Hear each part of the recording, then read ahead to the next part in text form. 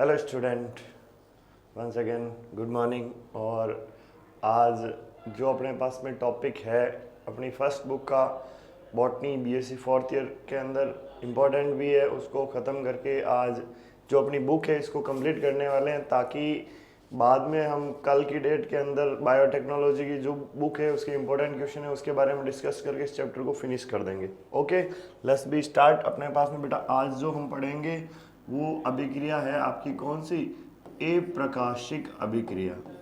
कल हमने प्रकाशिक अभिक्रिया के बारे में डिस्कस की थी, आज हम किसके बारे में डिस्कस करेंगे, ए प्रकाशिक अभिक्रिया।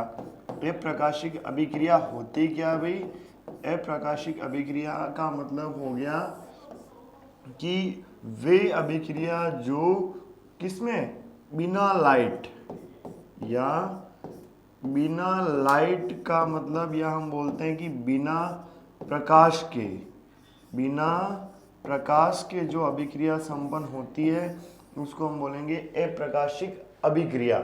जैसे हमने प्रकाशिक अभिक्रिया के अंदर क्या पढ़ा था कि भाई प्रकाशिक अभिक्रिया संपन्न कैसे होगी, सूर्य की उपस्थिति के अंदर जो कौन होंगे, एंटीना अणु थे। एंटीना अणु किसको ऑब्जर्व कर रहे थे, सोलर एनर्जी को कन्वर्ट किस में कर रहे थे, बायोकेमिकल एनर्जी के अंदर, फिर वो किस में कन्वर्ट हो रहा था, स्टोर्स के अंदर। बट यहाँ ऐसा कोई भी फंक्शन नहीं होगा, या बिना लाइट के ही वो क्या किस में कन्वर्ट होगी, यानी कि कैसे ना कैसे रूप में अपनी बॉडी के अंदर क्या बनाएगी, ये एनर्जी बनाती है।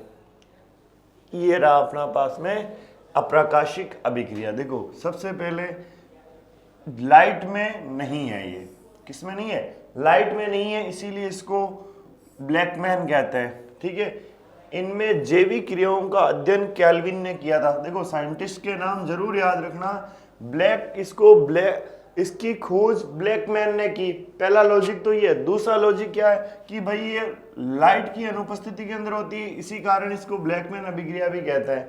और इसके अंदर जो जैविक क्रिया है, इनकी बायोकेमिकल रिएक्शन है, उस बायोकेमिकल रिएक्शन के बारे में किसने बताया था, आपकी एक साइंटिस्ट हुए थे जिसका नाम था कैल्विन। इसको आपके ब्लैकमैन अभिक्रिया के नाम से भी जाना जाता है, बिकॉज ऑफ साइंटिस्ट नेम, जो अपने साइंटिस्ट का नाम है, इसी कारण से इसको ब्लैकमैन अभिक्रिया भी कहते हैं। ये अभिक्रिया हरित लवक के स्ट्रोमा भाग में संपन्न होती है। फिर मैं आपको बार बार ये वर्ड यूज करवा रहा हूँ बेटा, जो स्ट्रोमा होता है उस स्ट्रोमा के अंदर याद रखना सारे फंक्शन होते हैं। उसके अंदर आपके खनिज लवण भी, खनिज तत्व भी प्रेजेंट रहते हैं। उसके अंदर आपके कौन प्रेजेंट रहता, खनिज तत्व के अलावा आपके एंजाइम भी इसके अंदर रहेंगे। एंजाइम के अलावा कौन रहता, उसके अंदर आरएनए भी रहेगा। आरएनए के अलावा उसके अंदर कौन रहेगा, डीएनए भी उसके अंदर प्रेजेंट रहता है। इसीलिए ये स्ट्रोमा भाग में संपन्न होती है। इस अभिक्रिया के लिए प्रकाश की जरूरत नहीं होती है। मोस्ट इंपॉर्टेंट लाइन कि भाई ये अप्रकाशिक अभिक्रिया है तो इसको किसकी जरूरत नहीं पड़ेगी, लाइट की जरूरत नहीं पड़ेगी। इस अभिक्रिया के दौरान वायुमंडली से अवशोषित CO2 का स्थिरीकरण कार्बोहाइड्रेट के रूप में होता है। अब कहने का मतलब यहाँ वहाँ स्टोर्स बन रहा था, यहाँ क्या बनेगा, कार्बोहाइड्रेट के रूप में होता है। इसीलिए CO2 स्थिरीकरण का कार्बन स्थिरीकरण के नाम से भी जाना जाता है। यहाँ CO2 का स्थिरीकरण हो रहा है, इसीलिए हम इसको किस नाम से बोलेंगे, कार्बन स्थिरीकरण के नाम से भी जानते हैं। इस अभिक्रिया में CO2 के अपचन के लिए प्रकाशिक अभिक्रिया में निर्मित ATP व NADP की आवश्यकता होती है। मोस्ट इंपॉर्टेंट चीज है, यहाँ ध्यान रखना कि यहाँ कार्बोहाइड्रेट तो बनेगा, बट जरूरत किसकी पड़ेगी, जो हमारी लाइट रिएक्शन है, यानी कि जो आपकी क्या है लाइट रिएक्शन है, उस लाइट रिएक्शन के अंदर कौन बन रही थी, ATP एडिनो ट्राइफॉस्फेट बन रहा था, NADP बन रहा था, ये NADP प्लस H, इन दोनों की जरूरत पड़ेगी किसको, अप्रकाशिक अभिक्रिया को किसमें कन्वर्ट होने के लिए, कार्बोहाइड्रेट में कन्वर्ट होने के लिए। या मैं वापस बेग आके बेटा बात करता हूं कि अप्रकाशिक अभिक्रिया बनाएगा क्या, एंड में कार्बोहाइड्रेट, क्या बनाएगा, कार्बोहाइड्रेट। बट कार्बोहाइड्रेट बनाने के लिए इसको जो अपनी कौन सी लाइट रिएक्शन है, इस लाइट रिएक्शन के कौन से पार्टिकल जो आपके, एक तो था आपके लाइट रिएक्शन के अंदर हम जाएंगे तो एक लाइट रिएक्शन के अंदर एडिनो ट्राइफॉस्फेट था, एडिनो ट्राई एटीपी, और दूसरा NADP प्लस H। इन दोनों की जरूरत पड़ेगी किसके लिए? अप्रकाशिक अभिक्रिया को कार्बोहाइड्रेट के अंदर, क्योंकि यहाँ एनर्जी देखो किसके रूप में आएगी, कार्बोहाइड्रेट, जबकि प्रकाशिक अभिक्रिया के अंदर एनर्जी किसके अंदर कन्वर्ट हो रही थी, आपके स्टोर्स फंक्शन के अंदर कन्वर्ट हो रही थी। क्लियर है? नेक्स्ट आगे बढ़ते हैं। अब इनके चरण यानी कि कौन कौन से प्रोस्पेक्ट, इसको केल्विन बेंसन चक्र के नाम से जाना जाता है। देखो साइंटिस्ट कौन थे? केल्विन और बेंसन, जिसके कारण इस अभिक्रिया को केल्विन और बेंसन चक्र के नाम से जाना जाता है। इसे C3 चक्र भी कहते हैं। इसको कौन सा चक्र बोलोगे? C3 चक्र भी कहते हैं। इस चक्र के बारे में 1946 से आपके 53 के मध्य केल्विन तथा बेंसन ने, देखो यहाँ सीधा ही में क्वेश्चन आएगा आपके एग्जाम के अंदर कि एक्सप्लेन दी आपके C3 साइकिल, या ये बोल देंगे कि C3 चक्र को समझाइए। तो उस चक्र के अंदर सबसे पहले हम बोलेंगे कि भाई C3 चक्र को केल्विन बेंसन चक्र कहते हैं। क्यों कहते हैं? क्योंकि इस चक्र के बारे में बताने वाले साइंटिस्ट ही कौन थे? केल्विन और बेंसन। प्रकाश संश्लेषण की अभिक्रिया में CO2 का कार्बोहाइड्रेट में परिवर्तन पद की खोज रेडियो एक्टिव ट्रेसर तकनीक के द्वारा की। अब देखो हमने पहले ही बोल दिया कि भाई जो CO2 है, अब लाइट तो है नहीं वहां, तो क्या है? CO2 किस में बदल रही है? कार्बोहाइड्रेट में बदल रही है। अब ये कार्बोहाइड्रेट में तो बदल रही है अप्रकाशिक अभिक्रिया के दौरान, बट इस टेक्निक की खोज केल्विन और बेंसन ने कहां पर, किसके द्वारा? रेडियो एक्टिव आपके ट्रेसर तकनीक के द्वारा इन्होंने की थी। इस कार्य के लिए इन्होंने आपकी क्लोरेला एक शैवाल का नाम है, आपके सिंडेरेशमस भी एक प्रकार का क्या नाम है? एल्गी का नाम है। इन शैवालों पर C14 कार्बन के आइसोटोप युक्त जो आपके CO2 का प्रयोग किया और इसका इन्होंने निष्कर्ष निकाला। आइसोटोप का मतलब हो गया हायर रेंज। अब हायर रेंज यहाँ पर किसकी आ रही है बेटा? कार्बन की श्रृंखला के अंदर 40 थे, उसके अंदर ही इन्होंने किसका पता लगाया कि भाई जो कार्बन डाइऑक्साइड है वो चेंज होगी किसके अंदर? कार्बोहाइड्रेट के अंदर। किसके अंदर चेंज होगी? कार्बोहाइड्रेट। इस अभिक्रिया में प्रथम स्थायी उत्पाद 3 कार्बन युक्त होते हैं। इस चीज को भी रट लेना बेटा कि इन्होंने निष्कर्ष क्या निकाला कि जो प्रथम तीन उत्पाद का मतलब मैंने बोल दिया कि एक मेरा C से लेकर C14 तक है। तो प्रथम उत्पाद C1, C2, C3, C4, ये प्रथम स्थायी उत्पाद 1 से लेकर 3, ये सारे के सारे क्या होंगे? तीनों कार्बन युक्त होंगे। कैसे होंगे? आपके तीनों कार्बन युक्त होंगे और इसको हम किस नाम से जानते हैं? 3PGA यानी कि फास्फोगिल्सैरिक अम्ल। P4 फास्फो, G4 गिल्सैरिक, A4 अम्लीय एसिड। जो प्रथम 3 उत्पाद बनते हैं उसको हम फास्फोगिल्सैरिक अम्ल के नाम से जानते हैं, जो कि C3 चक्र को भी आइडेंटिफाई करते हैं। अब इसकी एक और डेफिनेशन निकलती है कि वे C3 चक्र के अंदर जो प्रथम तीनों उत्पाद होते हैं वो तीनों कार्बन युक्त होंगे और इसीलिए हम इसको C3 चक्र के नाम से भी जानते हैं। और इनको 1961 में नोबेल पुरस्कार से भी क्या किया गया था भाई? सम्मानित किया गया था। अब भाई जो केल्विन बेंसन चक्र है या जो C3 चक्र है उसके चरण, किसके चरण? C3 चक्र के कौन कौन से चरण होंगे? पहला चरण राइबोज मोनोफॉस्फेट का फॉस्फेटीकरण। अब यहां पर किसका फॉस्फेटीकरण होगा? राइबोज मोनोफॉस्फेट का फॉस्फेटीकरण होगा। तो सबसे पहले मैं यहाँ किसको लेके आऊंगा? मेरे पास में 5 राइबुलोज है। 5 किसको लूंगा मैं? फॉस्फेट को लूंगा। एंजाइम में कौन किसको लूंगा? फास्फोपेंटोकाइनोने आपके काइनेज एंजाइम को काम में लूंगा। यहाँ फास्फेटीकरण है तो फास्फेटीकरण जहां हो रहा है वहां हमेशा ध्यान रखना ATP चेंज इन ADP क्या होगा? फास्फेटीकरण। देखो वो आपके फास्फोरिलीकरण के अंदर क्या होगा कि भाई एडीपी चेंज इन एटीपी, और फास्फेटीकरण में क्या हो रहा, एटीपी चेंज इन एडीपी। ये दो फंक्शन याद रखने। अब देखो ये चीज यहां फिर क्या बनेंगे, 6 राइबुलोज 1,5 बाइफॉस्फेट का निर्माण होता है, यानी कि RuBP का निर्माण होता है। यहां देखो एक प्रकाशिक अभिक्रिया में CO2 को ग्रहण करने वाले यौगिक 5 कार्बन शर्करा RuBP राइबोज 1,5 बाइफॉस्फेट होते हैं। इनका निर्माण राइबुलोज मोनोफॉस्फेट के आपके फास्फोपेंटोकाइनेज एंजाइम की उपस्थिति में होता है, तथा ये क्रिया एटीपी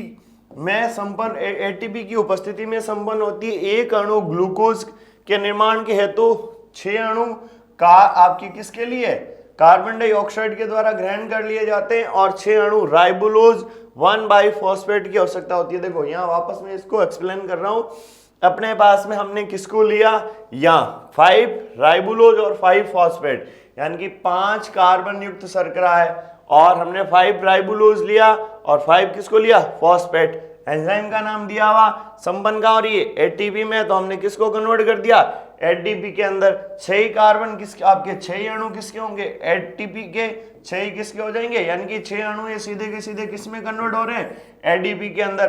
बनेगा क्या, आपके ये फंक्शन 6 राइबुलोज, यानी कि एक और ये हो गया राइबुलोज, 6 राइबुलोज 1 बाइफॉस्फेट का क्या होगा, निर्माण, यानी कि पहले चरण के अंदर अपने पास में क्या होगा, राइबुलोज मोनोफॉस्फेट का फॉस्फेटीकरण होगा।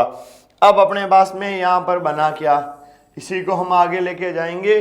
राइबुलोज 1,5 बाइफॉस्फेट बना है, यहां देखिए।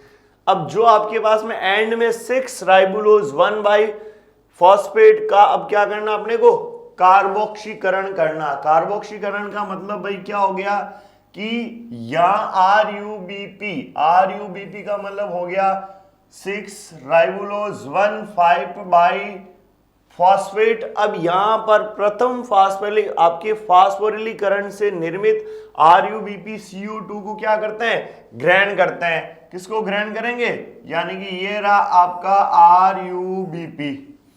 अब रूबिस्को एंजाइम की उपस्थिति के अंदर ये यहां पर एंजाइम कौन सा आएगा, रूबिस्को एंजाइम में 6 अणु, जल के 6 अणु किसको ग्रहण करेंगे, कार्बन डाइऑक्साइड के ग्रहण करके क्या बनेंगे, 3PGA का निर्माण करते हैं। इनमें अणुओं की संख्या 12 होगी। देखो हमने लास्ट में कहां छोड़ा था, 6 राइबुलोज, या इसको मैं बोल सकता RuBP। आपके पास में बना क्या, RuBP था। अब यहां आपके पास में क्या है कि प्लस 6 अणु हम किसके ले रहे हैं, जल के, 6H2O प्लस 6 हम किसको ले रहे हैं, CO2, इनको लिया। अब कौन सा एंजाइम हम ले रहे हैं, रूबिस्को। कौन सा होगा आपके पास में, रूबिस्को। ये मैंने एंजाइम लिया रूबिस्को। अब रूबिस्को एंजाइम की उपस्थिति के अंदर बनेगा क्या, 3PGA। क्या बनेगा आपके पास में, 3PGA। अब 3PGA आपके पास में यहां बन चुका है, और जो 3PGA बनेगा इसमें यहां जरूर याद रखना टोटल अणु कितने बन गए आपके पास में, 12। कितने अणु जनरेट हो गए, 12 आपके पास में मॉलिक्यूल जनरेट हो चुके हैं। अब 3PGA का वापस क्या कर देना भाई, फास्फेटीकरण। वर्ड ध्यान रखना, क्या बोल रहा, फास्फेटीकरण कर रहा है। फास्फेटीकरण का मतलब हो गया एटीपी को चेंज करना भाई एडीपी के अंदर। किसमें चेंज करना, एडीपी के अंदर। कैसे करना वो देखिए, 3PGA आपको यहां पर मिले थे, यानी कि 3-फास्फोगिल्सरिक अम्ल आपको जो मिला था, इसका हम क्या करने वाले, फास्फेटीकरण। ये 3PG है, कितने अणु थे, 12। इसका हम कौन से एंजाइम की उपस्थिति के अंदर, फास्फोगिल्सरिक काइनेज एंजाइम की उपस्थिति के अंदर, जो आपके पास में 12 एटीपी थे, उन 12 एटीपी को हम किस में कन्वर्ट करेंगे, 12 एडीपी के अंदर चेंज करेंगे। जब इनको हम एंड चेंज कर देंगे तो अपने पास में बनेगा क्या, 1,3-डाइफास्फोगिल्सरिक अम्ल, यानी कि आपके पास में क्या बनने वाला है, 1,3 डाई फास्फोगिल्सरिक अम्ल आपको बनेगा, और इसी को हम कहां लेके जाएंगे आगे। देखो एंड में हमें बेक ले रहा हूं मैं थोड़ा सा, यहां जो मिला था इसको हमने यहां लेके आए, यहां हमारे पास में आया, उससे हमें क्या किए, जल के आपके 6 अणु कार्बन के डाइऑक्साइड के और 6 अणु किसके लिए, जल के, और रूबिस को एंजाइम की उपस्थिति में 3PGA बनाया। फिर हमने क्या कर दिया, 3PGA का फास्फेटीकरण कर दिया। फास्फेटीकरण का मतलब क्या हो गया कि आपके एटीपी को चेंज कर दिया एडीपी में। अब इसके भी 12 अणु है, तो इसके भी कितने अणु होंगे, 12। क्लियर है। अब उसके बाद में अपने पास में एंड में क्या बना, 1,3 डाई फास्फोगिल्सरिक अणु। तो 1,3 डाई फास्फोगिल्सरिक अम्ल का अब हमें क्या करना, अपचन करना है कि भाई अब एंड में अपचन की प्रक्रिया के बाद में यहां आएगा क्या। अपचन प्रावस्था में कार्बोक्सिलीकरण एवं फास्फोरिलीकरण से निर्मित आपके 3PGL जो आपके निर्मित होगा, थोड़ा सा इसमें मिस्टेक है। देखो जो आपके पास में अपचन अभिक्रिया में कार्बोक्सीकरण एवं फास्फोगिल्सरिक से कौन निर्मित होगा, PGAL। देखो यहां आपके पास में PGA था, फास्फोगिल्सरिक अम्ल। अब यहां पर आपको के पास में क्या बना, PGAL यानी कि फास्फोगिल्सरैल्डिहाइड बना। क्या बना, फास्फोगिल्सरैल्डिहाइड बन चुका है। जब ये बना है तो अब हम यहां पर 1,3 डाई फास्फोगिल्सरिक अम्ल का अपचन प्रकाशिक अभिक्रिया में बनने वाले अपचायक शक्ति, जिसको हम NADPH+H के 12 अणुओं के द्वारा हम करेंगे। यानी कि एंड में आपके पास में 1,3 डाई फास्फोगिल्सरिक अम्ल था, कहां था, यहां पर बेकहो क्या था, 1,3 डाई फास्फोगिल्सरिक अम्ल। कितने अणु थे, 12। ये 12 अणु अपने पास में यहां थे। अब कौन सा एंजाइम है अपने पास में, ट्राइयूज फास्फेट। हम इसका क्या करें, आपके डिहाइड्रोजिनेज कर रहे हैं। यानी कि यहां मैंने क्या बोला कि शक्ति के 2 वर्धक लेंगे, NADPH+H को हम यूज लेंगे, जिससे हमेशा याद रखना जैसे एटीपी किसमें चेंज हो रहा था, एडीपी के अंदर। किसमें चेंज हो रहा था, एडीपी के अंदर। पहले हम ऊर्जा का स्रोत ये ले रहे थे, अब हम भाई ऊर्जा का स्रोत कौन सा ले रहे हैं, NADP+H। ये ऊर्जा या शक्ति का दूसरा स्रोत है, जो कि इसके दूसरे स्रोत में चेंज होगा। कौन से, NADP के अंदर चेंज होगा। यानी यहां एटीपी चेंज हो रहा था एडीपी में, यहां चेंज कौन, NADP किसमें चेंज हो जाएगा आपके, NADPH किसमें चेंज हो जाएगा, NADP के अंदर आपके चेंज हो जाता है। क्लियर है। अब भाई अपने पास में यहां फंक्शन क्या है आगे, कि 3PGL अणु के अंदर 12 टोटल मिल चुके। अब देखो ये वापस में सारी एक रिएक्शन के थ्रू पढ़ रहे हैं कि स्टार्ट के अंदर कहां से, कि आपके पास में राइबोज मोनोफॉस्फेट के 6 अणु थे, ठीक है। इसके बाद में हमने इसका क्या करवाया, फास्फोरिलीकरण। क्या बना, 1,5-बाइफॉस्फेट यानी कि RUBP बना। और यहां पर फिर इसके अंदर 6 तो एडीपी थे और 6 ही क्या थे, एटीपी। फिर हमने क्या करवाया, कार्बोक्सीकरण। कार्बोक्सीकरण के अंदर हुआ क्या कि कार्बन डाइऑक्साइड के 6 अणु जोड़ दिए, 6 अणु हमने किसके जोड़ दिए, जल के जोड़ दिए। तो टोटल अपने पास में बना क्या, फिर 3PGA बना। इस 3PGA के अंदर टोटल कितने अणु आ गए, 12। अब अपने पास में 3PGA का वापस हमने क्या करवाया, फास्फोरिलीकरण करवाया। अपने पास में मिला क्या, 1,3 डाई फास्फोगिल्सरिक अम्ल। फिर हमने इसका अपचन करवाया, तो PGA किसमें चेंज हो गया, PGAL। किसमें चेंज हो गया, PGAL में चेंज हो गया। अब यहाँ PGL के अंदर बेटा मेरे पास में टोटल कितने अणु है, 12। अब इन 12 अणुओं में से 2 अणु क्या आ जाएंगे, इस साइड में आ जाएंगे, जो ग्लूकोज बनाएंगे। ग्लूकोज के अलावा सुक्रोज, सुक्रोज के अलावा स्टार्च अपने को चाहिए क्या। अरे एंड में अप्रकाशिक, जो प्रकाशिक अभिक्रिया थी, उस प्रकाशिक अभिक्रिया से भी आपको क्या चाहिए था, स्टार्च एनर्जी के रूप में। और अप्रकाशिक अभिक्रिया के अंदर भी आपको क्या चाहिए, जो आपके अप्रकाशिक या नॉन लाइट रिएक्शन है, उस अप्रकाशिक अभिक्रिया के अंदर भी हमें क्या चाहिए कि हमारे पास में ऊर्जा बने। यहां पर भी भाई जो ऊर्जा बन रही है, ऊर्जा किसके रूप में बन रही है, स्टार्च के रूप में। पहले कार्बोहाइड्रेट के रूप में थी, फिर वो किसमें चेंज होगी, स्टार्च के अंदर। बाकी जो 10 अणु है राइबोज 5 तो किसके बना देंगे, आपके जाइलुलोज फॉस्फेट के, और 5 किसके बन जाएंगे, राइबुलोज फॉस्फेट के। और फिर इनकी पुनः उत्पत्ति और लगातार ये चक्र, ये जो साइकिल है, ये क्या रहता है, चलता जाएगा और हमारे पास में रेगुलरली स्टार्च भी निकलता जाएगा और ये चक्र भी लगातार क्या करता जाएगा, चलता जाएगा।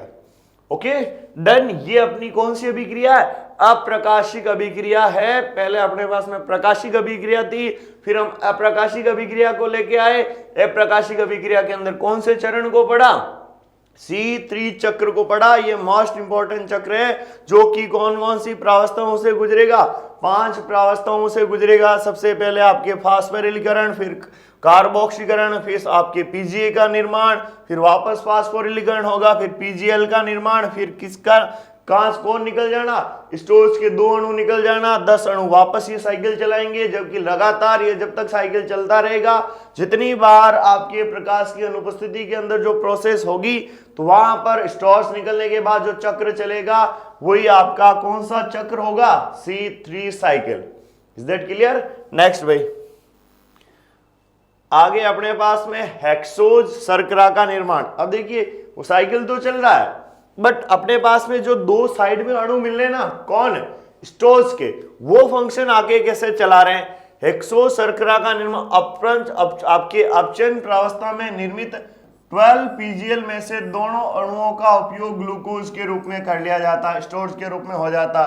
अब जो 3 पीजीएल बचा है उसको किसमें चेंज किया जाएगा, 3DHAP di hydroxy acetone phosphate में क्या कर दिया जाएगा, बदल दिया जाएगा। अब यहां पर हमारे पास में जो 3PGL है और DHAP दोनों को आपस में मिक्स कराएंगे एल्डोलेज एंजाइम की उपस्थिति के अंदर, तो बनेगा आपके पास में क्या, फ्रक्टोज 1,6 डाइफॉस्फेट। इस फ्रक्टोज 1,6 डाइफॉस्फेट का कौन से एंजाइम की उपस्थिति के अंदर, फॉस्फेटेज एंजाइम की उपस्थिति के अंदर हम क्या बनाएंगे, फॉस्फेट 6 फॉस्फेट। अब फॉस्फेट 6 फॉस्फेट को आइसोमेरेज एंजाइम की उपस्थिति के अंदर हम क्या बनाएंगे, ग्लूकोज 6 फॉस्फेट, और फिर ग्लूकोज से बनेगा सुक्रोज, और सुक्रोज से क्या बन जाएगा, स्टार्च।